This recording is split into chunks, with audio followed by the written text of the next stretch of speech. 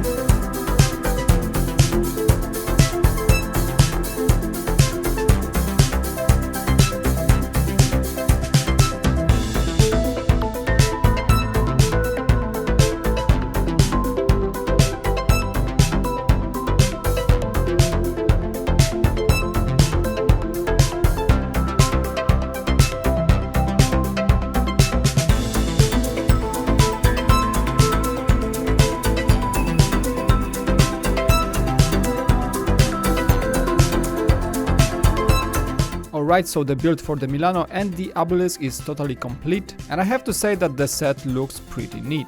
My first impression was that the Milano looks kind of cartoonish, probably closer to its comic book look, but I do not mean that it looks bad at all. But to start off the review, let's take a closer look at the Abilisk creature. And this build shows off the first play feature of the entire set, as the creature can rotate its head to move the tentacles around, and also the actual mouth can open up to chew on things. It can definitely grab a minifig, or even chew on parts of the Milano ship. I like the combination of colors that are used here. There is some kind of a dark pink along with the classic pink. We have some stickers here and there showing its flesh, and what definitely stands out is the build for those tentacles. It all works pretty well, kind of reminds me of the creature you have seen in the Doctor Strange set.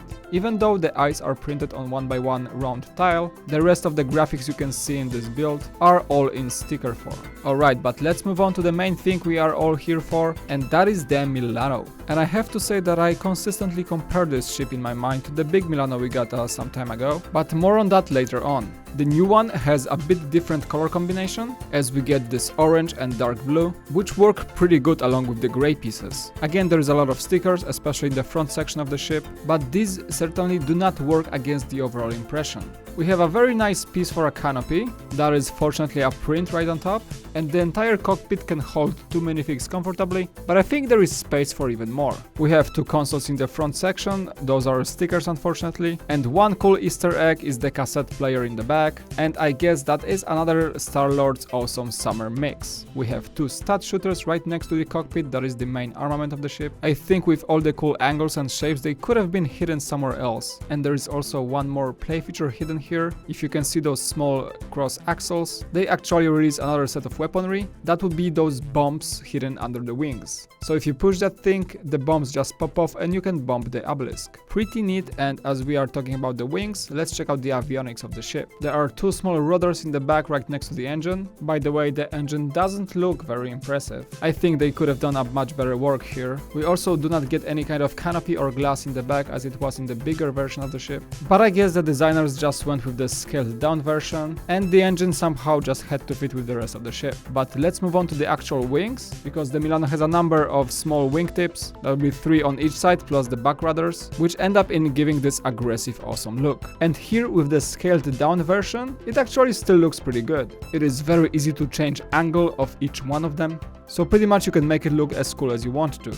I think there is a very good compromise between the scale of the ship, the looks, and the actual play feature.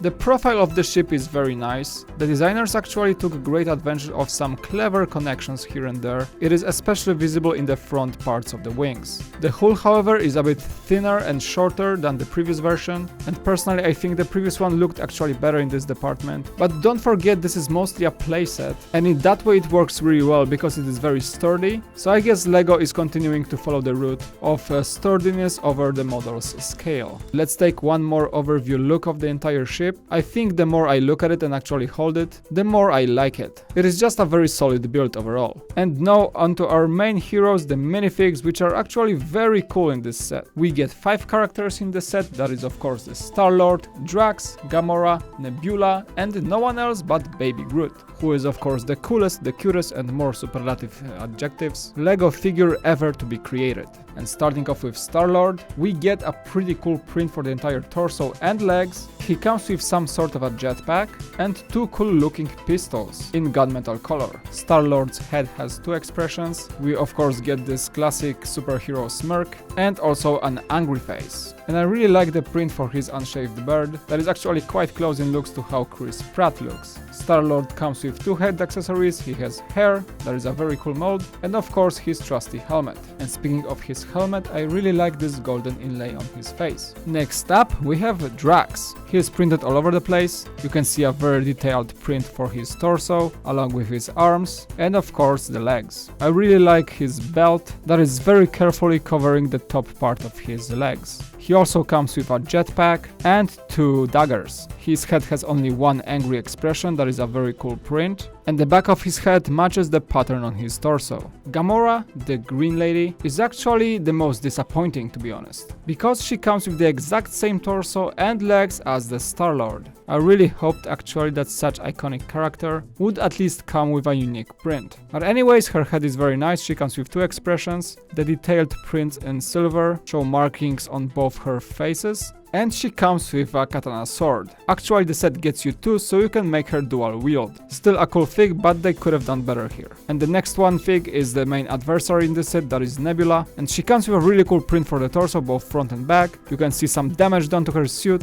Her arms are completely different. The right one is this blue and purple theme, and the left one is actually in silver color, which is pretty cool. She comes with this handcuff, so I guess that's not her best day, and a very nice print for her head. The head has only 1 face expression, that is the angry one. Also the same damage visible on her face, and the back of her head also has a print, which goes very well with the character. And the last one is no one else but Baby Groot, probably the most anticipated and the cutest of microfigs or any figs in LEGO of all time. This sweet little guy also got a very detailed print for his torso and face and even his Grooty hair, and Baby Groot comes with some accessories. We have 2 pieces of this device that we have seen in the trailers probably already, and 1 more piece of equipment that I do not know the purpose of yet. There you go, one more look at the entire set, the 5 minifigs, the Milano, the Abilisk, and I think for the price you get a lot of bang for your buck, because not only we are getting 5 really cool minifigs, but both the Milano and the Abilisk display some really clever building, so I guess it is actually hard to be disappointed with this one. And I think that one more thing I should actually mention in this review to be complete is to quickly compare this set to the big Milano we got before. And it is actually a hard comparison because those 2 ships are in different scales completely. Personally, I think the older Milano looks